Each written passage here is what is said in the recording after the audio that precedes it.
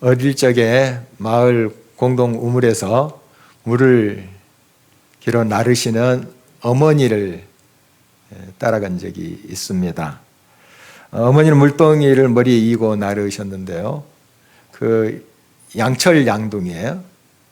거기에 물을 가득 이렇게 담으시고 거기에다가 바가지를 이렇게 엎어 놓으신 것을 봤습니다. 그게 기억나는데요. 그 이유는 물이 출렁거려서 넘치지 않도록 그렇게 하기 위함이죠. 13세기 초 성 프란체스코도 이와 같은 좀 광경을 보았다고 합니다. 그 동네에 이제 안악내가 물동이에다가 나무 조각을 이렇게 띄워 놓고 그걸 이제 이건 이렇게 나른 모습인데요. 물어봤더니 이제 물이 출렁거려서 넘치지 않도록 하기 위함이다. 그러한 이제 대답을 들었다고 그래요. 그래서 거기에 큰 깨달음이 있었는데요. 이 성 프란체스코 우리가 잘 알고 있는 인물이죠. 정말 얼마나 그 경건한 사람입니까? 또 예수님을 많이 닮았다 이렇게 평가받는 사람인데 사람입니다.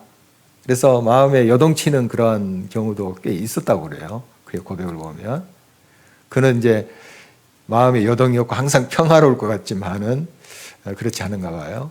그래서 그럴 때마다 이 예수님의 십자가를 내 마음에 띄워놓으면 되겠구나. 이런 깨달음이에요. 아주 단순한 것 같지만 굉장히 큰 그런 깨달음이었습니다. 그래서 그것이 실제적으로 굉장히 효과가 있었대요. 마음이 요동치고 막 갈라질 때 예수 그리스도의 이제 십자가를 묵상하는 거죠. 그 사랑, 내게 주신 그 모든 사랑을 묵상할 때 그 마음이 안정을 되찾고 참 평화를 경험했다 하는 고백입니다. 예수님께서는 이 땅에 사랑으로 오셨죠. 그 십자가는 사랑의 극치입니다. 바로 예수 그리스도의 사랑이 요동치는 내 마음과 내 삶의 현장에 임할 때 우리는 참된 평화를 누릴 수가 있죠. 그래서 다시 한번 오늘 말씀을 우리가 같이 나누면서 우리 개인뿐만 아니라 가정, 공동체, 이 땅에 참된 사랑이신 주님이 오셔서 요동치는 모든 것들을 잠재우시고 참된 평화를 이루어 주시기를 우리가 간절히 바라는 마음으로 오늘 말씀에 귀를 기울입니다. 오늘 본문인 시편 85편은 그 시인이 굉장히 요동치는 삶을 살고 있구나 하는 것을 느끼게 돼요. 그리고 시인이 속한 그 공동체가 참 힘든 상황, 그리고 암울한 그런 상황 속에 있다 하는 것을 느끼게 되는데요. 결국 이런 상황 속에서 하나님의 구원을 구하고 또 결국 하나님의 허락하실 평화를 노래하는 그런 모습을 오늘 본문에서 볼 수가 있습니다. 시인은 하나님께서 주의 백성을 다시 살려주시기를 간절히 간청합니다. 6절에서 7절입니다. 주께서 우리를 다시 살리사 주의 백성이 주를 기뻐하도록 하지 아니하시겠나이까. 여호와여 주의 인자하심을 우리에게 보이시며 주의 구원을 우리에게 주소서. 시인은 다시 살려달라고 해요. 그렇다면 그 시인과 그 시인이 속해 있는 공동체가 얼마나 이중한 상황인가, 굉장히 어려운 상황인가 그걸 느낄 수 있죠. 그러니까 다시 살려달라고 하지 않겠어요? 살려주세요, 살려주세요 하지 않겠습니까? 바람 앞에 흔들리는 촛불처럼 매우 이태로우며 또 죽을 지경이 되었다 하는 것을 우리가 그의 고백에서 느낄 수가 있습니다. 오직 여호와 하나님이 구원이심을 믿으며 그의 옷자락이라도 잡는 그런 심정을 우리가 그의 고백에서 느낄 수가 있습니다. 우리 아버지 하나님은 생명을 창조하시기도 하지만은 죽어가는 것들을 다시 살리시는 분이십니다. 성자 하나님이신 예수님 바로 이 사역을 위해서 이 땅에 육신으로 오셨습니다.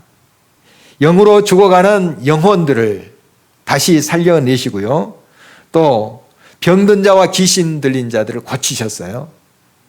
죽은 자들까지 다시 살려내시는 주님의 사역을 우리가 잘 알고 있습니다.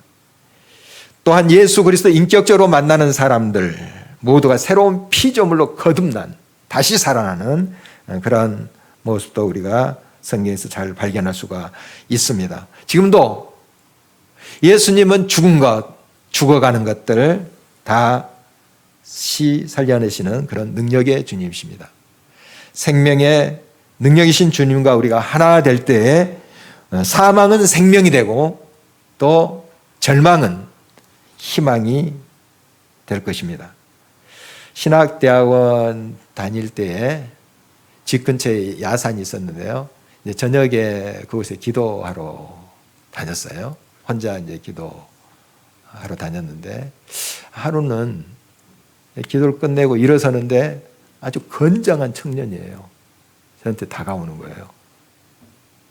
캄캄하고 외중고 다니니까 그래서 좀 긴장이 되더라고요. 그런데 이 청년이 좀 이야기할 수 있냐고, 대화 나눌 수 있냐고 이렇게 물었어요. 그러자고 해서 이제 산을 내려오면서 같이 대화를 했는데 사실 자기가 죽으려고 산으로 올라갔다는 거예요. 참 굉장히 고통과 아픔과 그 괴로움이 있었기 때문에 그러지 않았겠습니까? 그래서 그 시간 이제 또 밤이 깊어가고 해서 많은 시간을 낼 수 없었어요. 제가 이제 제 집 주소하고 그리고 전화번호를 줬습니다. 한번 오라고 했어요. 그 청년이 왔어요.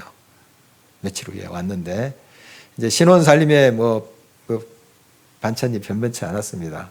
그런데도 얼마나 맛있게 먹는지요.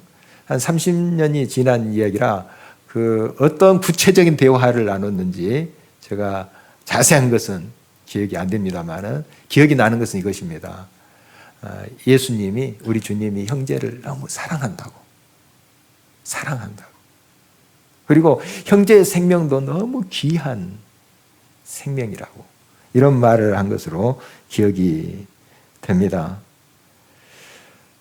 바로 이 형제가 그 산에 올랐던 것은 죽으려고 올라온 것이 아니에요. 제 판단에는. 사실 딱 죽으려고 묻지도 따지도 않고 딱 죽을 것만 생각하고 올라왔다면 왜 제 기도 소리를 듣고 저한테 왔겠어요? 그냥 제가 기도하든 그 산에서 무슨 난리가 나든 그냥 죽는 거예요. 그러나 저의 기도 소리를 듣고 제게 다가왔다는 것은 살려고 한 거예요. 그 산에 오른 것은 살려고 한 거예요. 몸부림이었죠. 그러나 어떻게 살아야 될지 그 방법 모르는 거예요. 그러니까 이제 죽음을 선택하는 그러한 이제 자리로 나갔던 것이죠. 그래서 어렸을 때 교회 잠깐 다닌 적이 있대요. 그가 이 산에 오른 것은 그 하나님을 찾고자 하는, 자기도 이제 잘 기억이 안 나지만 어렴풋이 기억나는 그 하나님을 찾으려고 올라온 것입니다. 사실 살려고 올라온 거예요. 저는 그렇게 판단을 했습니다. 그리고 하나님께서 그의 마음을 하시고 중심을 하시고 바로 그 자리에, 그 시각에 저를 그 자리에다가 두신 거예요. 그 형제를 위해서. 그리고 저를 이제 만나고 제가 부족하지만 또 예수님의 그 사랑에 대해서 이야기하도록 했습니다. 지금 그 형제가 어떻게 지냈는지 잘 모릅니다. 저는 그 형제를 만난 후에 또 이사를 갔고 또 연락이 이제 끊어졌는데요. 가끔씩 생각나요. 그리고 그 형제가 참 하나님 안에서 생명을 얻고 생명의 통로가 됐으면 좋겠다 하는 기도를 드리곤 합니다. 12해를 혈루병으로 앓으며 고통 속에 있었던 여인이 예수님을 만났지요. 지푸라기로 잡는 그런 심정으로 예수님 옷자락을 좀 잡으려고 했었습니다. 이것은 그의 간절한 기도고 몸부림이죠. 예수님 어디론가 이제 무리들과 함께 가요. 아주 좀 바삐 움직이시는 것 같습니다. 이제 야이로의 집에 가는 거죠. 그 딸이 이제 죽어간다니까요. 그래서 이 모습을 이 여인이 알죠. 어디 바삐 가시는구나. 자기 마음에는 좀 예수님 좀 안수를 해주시고 입안 고쳐주세요. 이렇게 하고 싶은데 예수님이 행하는 그 길을 방해하고 싶지 않는 거예요. 자기는 고통스럽지만 그러나 예의를 갖춘 거죠. 그래서 내가 예수님의 옷자락을 만지면 그거야 예수님을 지체시키는 게 아니잖아요. 옷자락만 만지는데요. 과비 가시는 옷자락만 살짝 만지는 거 아니겠습니까? 큰 방해를 드린 것은 아니겠다 하고 그가 예수님 가서 옷자락을 만진 거예요. 이건 좀 소극적으로 보이지만 그러나 사실 이 여인에게 있어서는 굉장히 믿음의 행위예요. 자기의 모든 것을 지금 쏟아서 예수님 옷자락을 한번 잡는 거예요. 예수님이 아셨죠. 예수님은 죽음보다 고통스러운 그 여인의 불치의 병을 고쳐주셨습니다. 단지 그 여인이 병에서만 해방된 것이 아니에요. 그 영혼이 다시 산 거죠. 그의 삶이 다시 살리심을 받았던 것입니다. 간절히 기도하면서 시인은 동시에 하나님의 음성의 귀를 기울입니다. 8절 9절을 주목하십니다.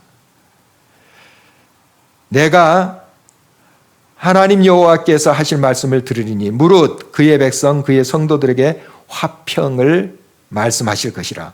그들은 다시 어리석은 대로 돌아가지 말지로다. 진실로 그의 구원이 그를 경외하는 자에게 가까우니 영광이 우리 땅에 머무르리이다.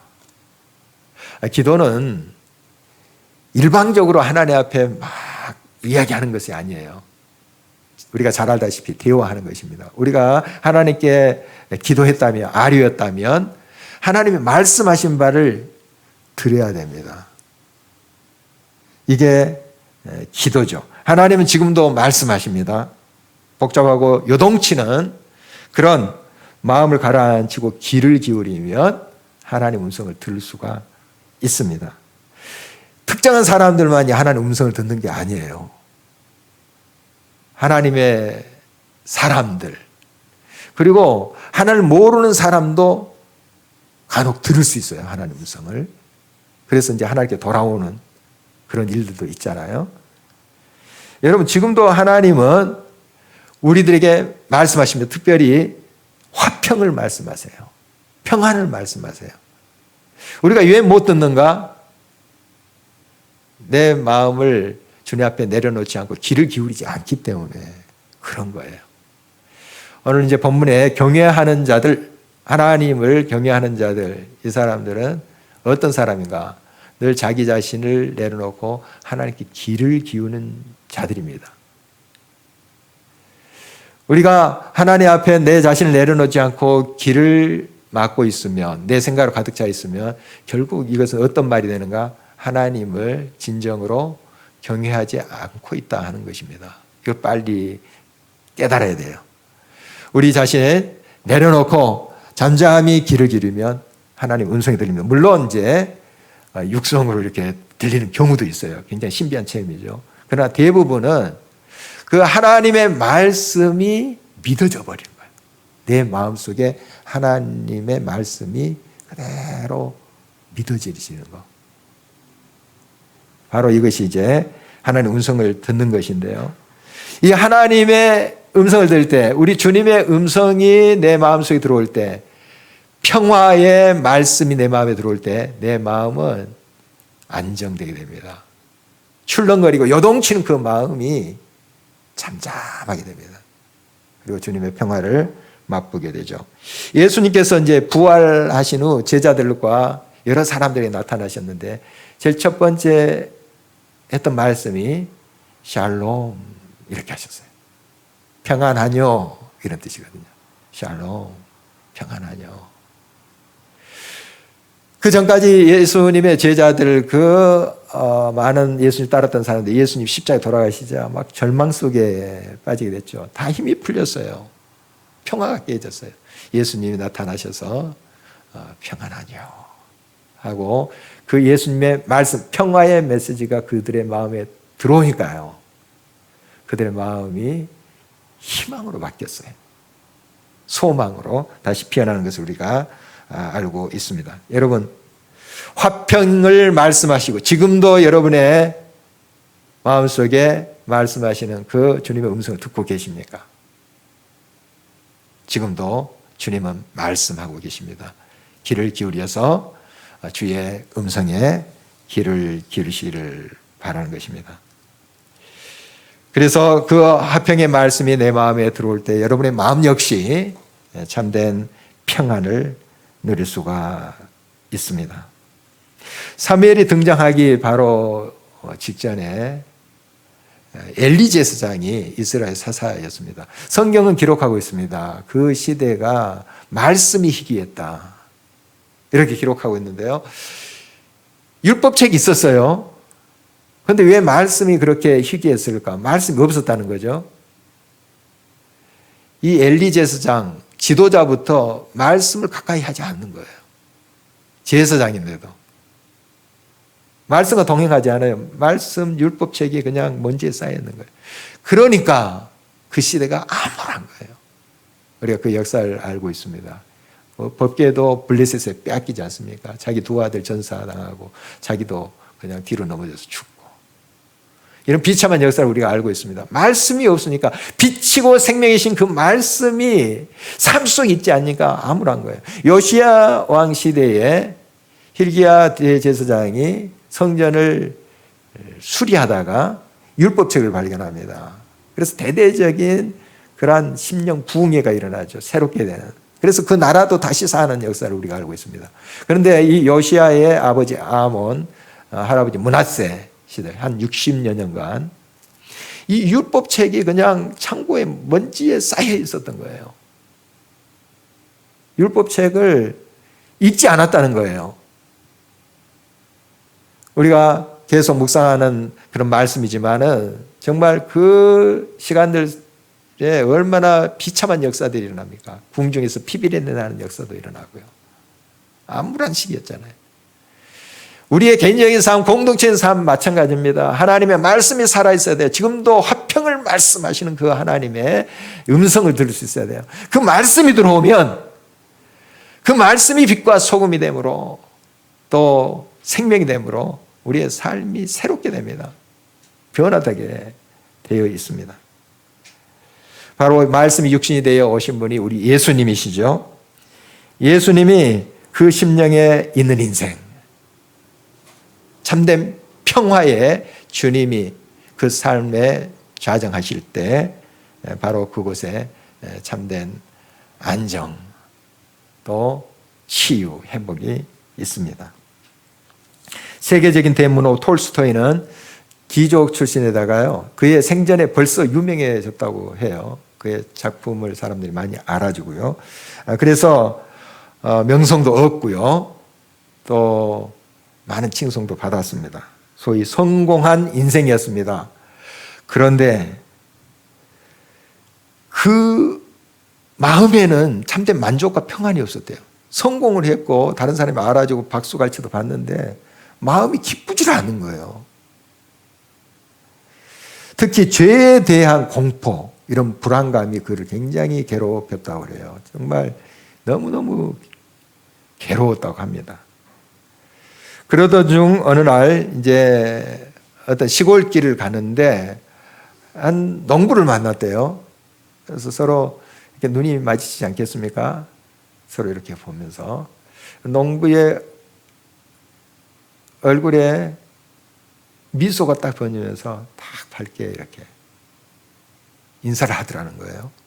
거기서 이제 톨스토이가 저게 평화다, 저게 평화다. 언뜻 이제 자기가 집에 있을 때 거울을 보면 자기의 얼굴이 이게 말이 아니에요. 사람들 다 알고 막 대단한 사람입니다, 뭐 높여주는데 자기 얼굴은 그 농부의 모습이 아니에요. 평안이 없는 거예요. 평안이 없는 거예요. 그래서 너무 궁금해서 이 농부에게 물었대요. 어떻게 그렇게 얼굴이 평안하게 보이십니까? 참 행복하십니까? 그랬더니 그 농부가 저는 예수님을 마음에 늘 품고 삽니다. 행복해요. 여기에서 큰 깨달음을 얻었다고 합니다. 어떤 철학적으로, 문학적으로 굉장히 경지에 도달해 있는 이 톨스토이도 그 철학과 문학이 결국 참 평안을 가져다 줄 수 없구나 하는 걸 느꼈습니다. 그래서 그 농부와 만남으로 인해서 예수님을 더 찾게 됐다 하는 이야기입니다. 그리고 그 예수님이 주신 평안을 또 누릴 수 있는 길을 찾게 됐다 이렇게 고백하고 있습니다. 하나님이 다스리는 삶에 참 평화가 있습니다. 예수 그리스도를 중심으로 삼고 평화의 왕이신 그 예수께서 우리를 다스릴 때, 통치하실 때 거기는 진정한 평화와 행복이 있습니다. 바로 하나님의 다스리는 삶은 교통과 조화를 이루어냅니다. 이게 참된 평화인데요. 10절, 11절을 함께 우리 한 목소리로 읽어보도록 하겠습니다. 자막을 보시면서 함께 읽습니다. 인애와 진리가 같이 만나고 의와 화평이 서로 입맞추었으며 진리는 땅에서 솟아나고 의는 하늘에서 굽어보도다. 인애, 진리, 의, 화평 이런 단어들이 나오는데요. 이 부분을 읽을 때마다 이게 서로 직조하듯 배를 짜듯 이렇게 쫙 얽히고 설키면서 조화를 이루어가는 그런 모습이 연상이 돼요. 참 아름다운 그런 표현으로 된 구절인데요. 여기 인애와 화평은 왠지 좀 부드러운 느낌 들지 않습니까? 이 사랑의 느낌. 그리고 진리의 좀 강한 느낌이 들어요. 그리고 공의의 어감이에요. 이게 서로 분리되지 않습니다. 서로 조화를 이루어가는 거예요. 하모니를 이루어가는 거예요. 바로 이것이 이제 하나님의 나라의 모습이고 하나님이 통치하시는 그런 삶의 모습입니다. 인애가 진리를 만날 때 진정한 사랑이 돼요. 그리고 의가 화평을 만나서 입맞출 때 진정한 공의가 됩니다. 진리와 의는 서로 이제 강함으로 서로를 또 향해서 다가가지만 서로 부딪히질 않아요. 이런 모습이 연상이 됩니다. 이들은 온 세상의 거짓과 불의를 몰아내고 결국 사랑을 완성하는 것을 보게 됩니다. 하나님의 손에 우리의 삶을 온전히 의탁할 때 하나님은 우리에게 이런 선물을 허락하시는 것입니다. 하나님이 주시는 평화의 삶은 공의와 사랑의 조화예요. 이것은 궁극적으로 자기 백성인 우리를 위해서 하나님께서 주시는 은혜지만 하나님께서 우리로 하여금 이 역사에 동참하도록 하세요. 평화의 도구, 평화의 사도로 우리를 초청하시는 것입니다. 얼마나 영광입니까? 하나님 다 이 평화의 역사, 아름다운 구원의 역사를 이루세요. 그렇지만 그 평화를 이루는 일에 동역자로 우리를 부르셨다. 우리가 거기에 동참하게 됐다. 얼마나 귀한 은혜입니까? 우리 이런 부르심에 기쁨으로 응답해야 되겠습니다. 참된 평화는 멀리 있지 않습니다. 가까이 있어요. 우리가 조금만 더 마음을 넓히면 평화를 일구고 갈 수 있어요. 서로 분쟁과 막 죽이고 하는 것보다 조금만 마음을 넓히면 이해하면서 평화를 일구고 갈 수 있습니다. 또 같은 사안인데 조금만 다른 각도에서 보더라도 우리는 이 평화를 일구고 갈 수 있어요. 남미에 있는 아르헨티나와 칠레는 이제 국경을 마주하고 있습니다. 이 국경 지대에 분쟁이 있게 돼요.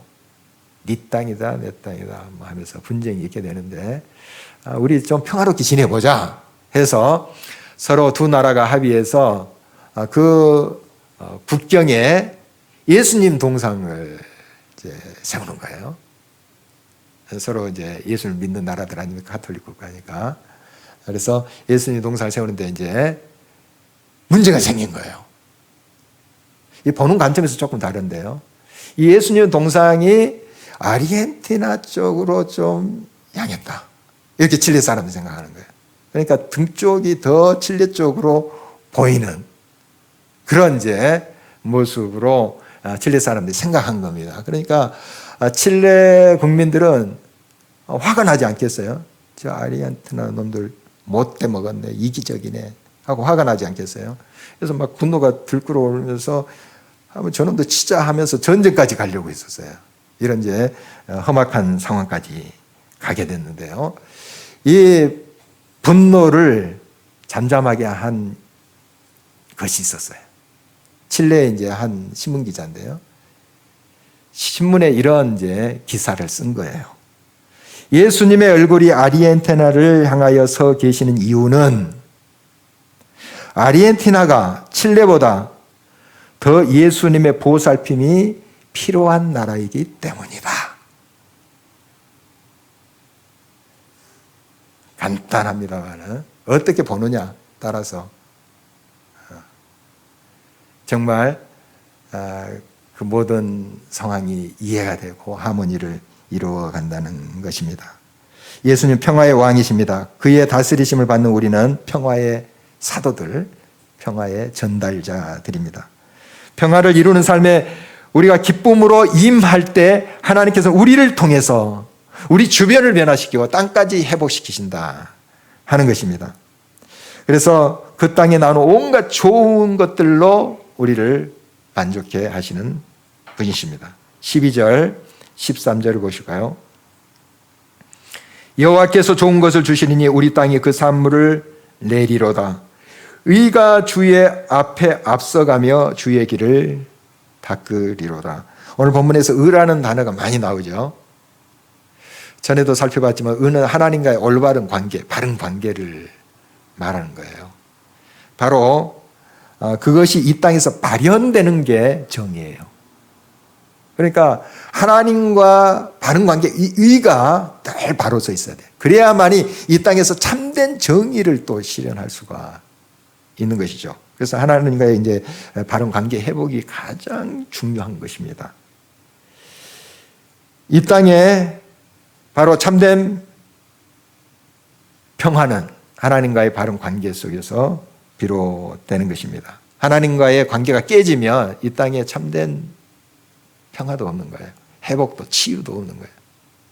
그래서 신라곤의 저자인 존 밀턴은 이 사실을 이제 아주 정확하게 통찰하고 있습니다. 그의 말입니다. 평화란 내가 가장 높으신 하나님의 섭리와 다투지 않는 데서 얻어지는 결과이다. 하나님과 다툴 때, 그 관계가 깨질 때 평화는 없는 것입니다. 이 세상 평화도 궁극적으로 실현되지 않는 것입니다.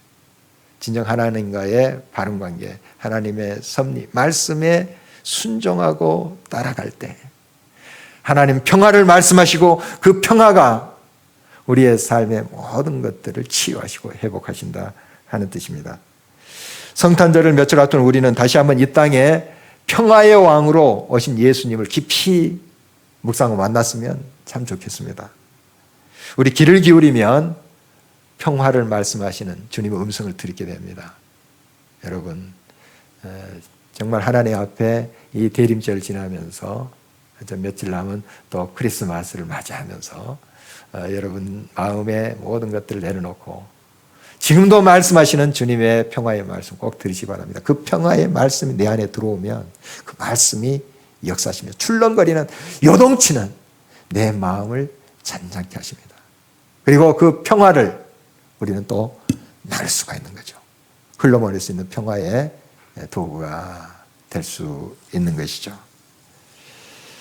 성 프란치스코의 평화의 기도라는 시가 있습니다. 그 노래로도 많이 부르고 있는데요. 주여 나를 평화의 도구로 써주소서. 미움이 있는 곳에 사랑을, 상처가 있는 곳에 용서를, 분열이 있는 곳에 일치를, 의혹이 있는 곳에 믿음을 심게 하소서. 주여 나를 평화의 도구로 써주소서. 오류가 있는 곳에 진리를, 절망이 있는 곳에 희망을, 어두움이 있는 곳에 광명을, 슬픔이 있는 곳에 기쁨을 심게 하소서.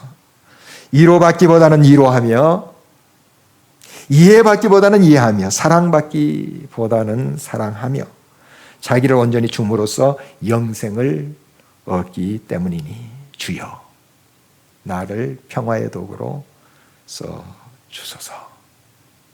우리의 기도가 되기를 간절히 바랍니다. 우리 함께 일어나셔서 당신은 영광의 왕 찬양하시도록 하겠습니다.